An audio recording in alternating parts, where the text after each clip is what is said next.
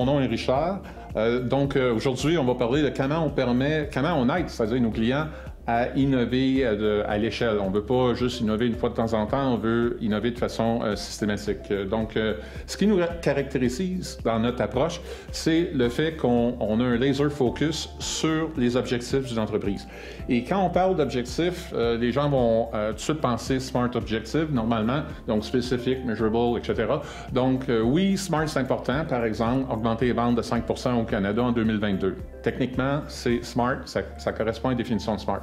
Nous, ce qu'on cherche cependant, c'est de comprendre, OK, si on veut faire ça, tu veux avoir simplement plus de vendeurs, right? Tu veux avoir plus de produits. Ça pourrait être une façon, mais la réalité, donc, il faut descendre un peu plus bas.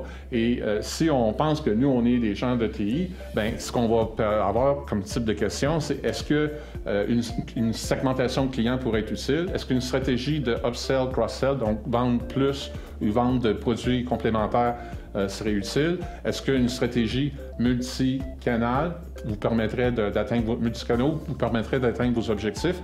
Donc, on va descendre au niveau de ce qu'on appelle la capability. Donc, qu'est-ce qui vous permet de supporter vos objectifs? En général, ce qui arrive, c'est que les entreprises ont des challenges au niveau des données. Puis ça crée un problème pour être capable d'aller de façon, tantôt j'ai dit à l'échelle. Pour aller à l'échelle, ça prend des ingrédients qui permettent d'aller rapidement. Je sais que tout le monde pense, en anglais, on dit des point solutions ou faites un POC, régler un élément. C'est une façon qui fonctionne, mais si vous faites ça tout le temps, ça va vous coûter une fortune en intégration. Fait overall, votre coût va être beaucoup plus haut. Donc, il faut regarder ça un petit peu de façon différente. Ça prend une vue holistique au niveau de la stratégie, puis il faut exécuter de façon ciblée.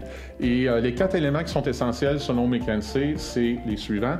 L'ontologie de données, et que nous, on appelle le CEDM, dans un Conceptual Enterprise Data Model, la gouvernance de données, le Master Data Management, qui est la gestion des données d'entreprise, et une plateforme fiable de données analytiques.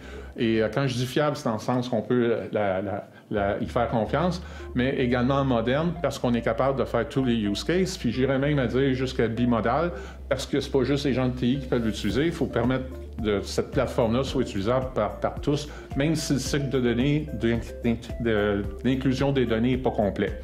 Ça, c'est important également. Et ce qu'on fait, typiquement, pour faire ça, nous, on fait des Real-Time Lakehouse. Le Real-Time Lakehouse, sa caractéristique principale, c'est le mot Lakehouse, dans le sens qu'on fait et des data lakes et un warehouse, c'est fusionné, c'est pour ça que ça s'appelle un Lakehouse, mais on fait Real-Time, ça c'est l'autre keyword. Pourquoi c'est important Real-Time? Ça nous permet d'adresser des cas d'utilisation qui sont impossibles à adresser si l'information ne rentre pas en temps réel, en streaming, si vous voulez. Donc, souvent, les Lakehouse, ils vont vous donner des exemples que tout ce qui est IoT, PLC, les sensors, tout ça, ça rentre en temps réel. Ça, c'est beau.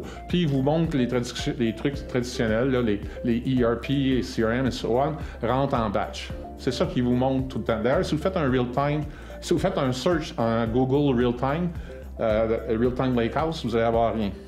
La réalité ici, c'est pourquoi qu'on veut du real-time, c'est que ça nous permet de faire des use cases plus avancés. Je vais vous donner un exemple. Imaginez que vous avez de l'équipement, vous êtes en train de faire un matériel ou un SKU, vous êtes en train de faire quelque chose sur la ligne d'équipement, sur la ligne de production. Donc, vous avez l'équipement et vous avez des gens. Et là, en fonction que l'équipement bouge, imaginez là, des bras robotiques et autres, et que l'employé bouge, il y a des risques d'accident qui peuvent être assez significatifs. Donc, imaginez si maintenant vous savez que non seulement vous avez la position des machines et des gens, mais que vous savez quel produit que vous faites et conséquemment, vous pouvez anticiper ce sera quoi le mouvement de l'équipement. Et mieux que ça, vous savez aussi c'est qui est l'employé. Et cet employé-là a tendance à être plus par là ou plus par là. Et donc, vous allez avoir un modèle qui va être plus précis pour prédire un accident. Et là, c'est là que c'est le fun d'être en real-time, parce que si vous êtes capable de prédire parce que vous avez toute cette information-là, vous pouvez également stopper la machine en envoyant des contrôles au PLC. Donc, c'est le genre de choses qu'on fait. On crée une fondation qui permet d'innover et d'innover à scale.